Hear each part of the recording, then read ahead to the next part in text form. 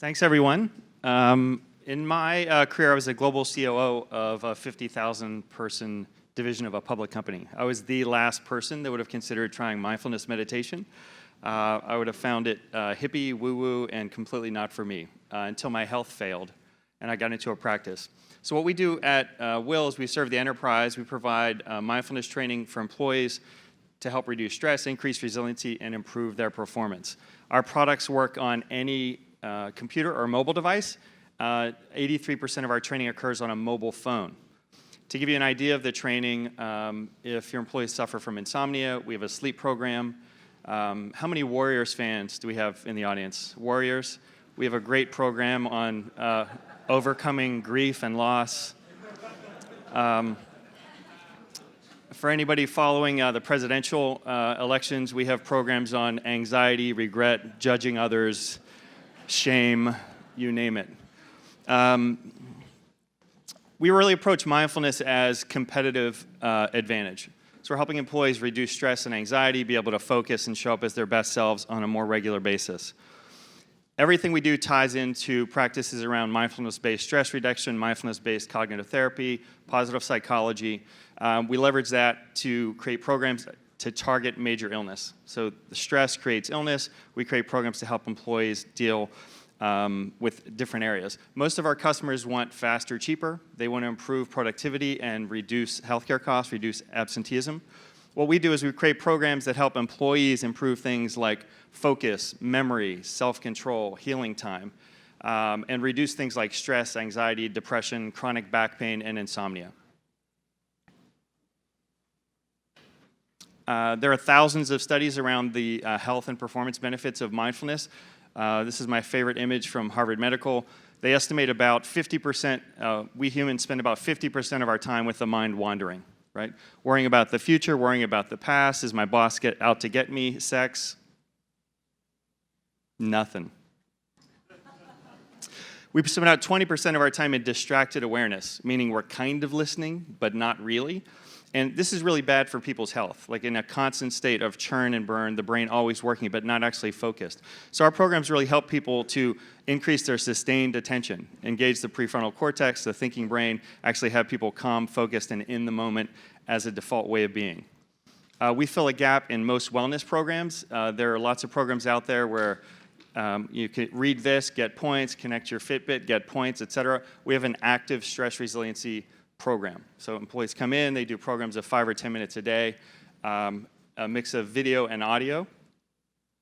The 4 programs we currently have is mindfulness for professionals, 450 sessions on demand, 120 sessions of yoga on demand. We have a program for teenagers that's in 8 school districts right now, and we just released the famous Search Inside Yourself training that was created at Google, all around emotional intelligence and leadership skills.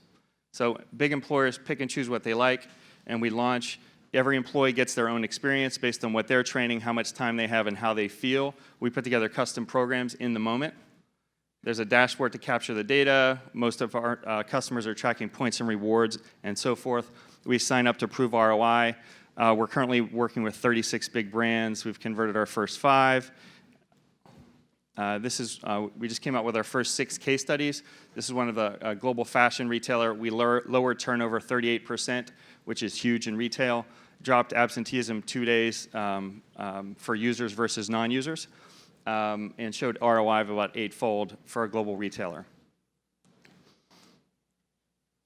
So since working with J&J over the past 3 months, our team has grown by 10. We're now 23. We've added 9 customers, including GE. We're serving 50,000 of their employees. We just launched a pilot with Target. We landed the city of Louisville.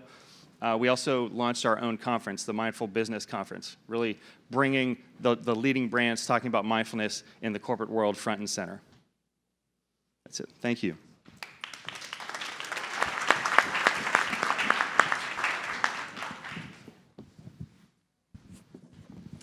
Very nice. Question for you: How long does it take sort of to get a first pass where you have something, and then what kind of tail do you need to provide for employees for them to stay on and continue to have the benefit? When you say first pass to launch a program with a big employer? No, when they sort of the initial training, the initial engagement with you. So when we put an individual employee through, they receive an email from the employer, they click through, it takes about 2 minutes to sign up. We recommend everyone start with the basics of mindfulness, so 5 or 10 minutes a day for 7 days. From there, we give the employee individual goal-based programs, right? So is it calm anxiety, is it relieve stress, is it deal with insomnia, and so forth. We have about 67% of our users use the program between every 1 and 3 days. So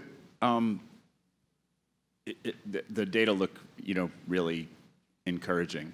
Where are you going with peer-reviewed studies and, to just kind of put the nail in the coffin on this, as we've seen with companies in the brain fitness space in the last year, Lumosity at the top of the list, claims are made, not necessarily supported. So how are you kind of protecting yourself competitively to, anticipate that? So all the training that we currently do is science-based. In other words, we're using techniques that have gone through trials, have gone through a tremendous amount of research.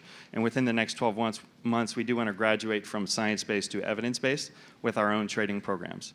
With customers, we're also getting more and more requests to go beyond just sort of preventative, generic health and wellness, right, to dealing with targeted illness. So there's a tremendous body of research behind mindfulness-based stress reduction as it relates to helping with diabetes, chronic back pain, decreasing cortisol levels, et cetera.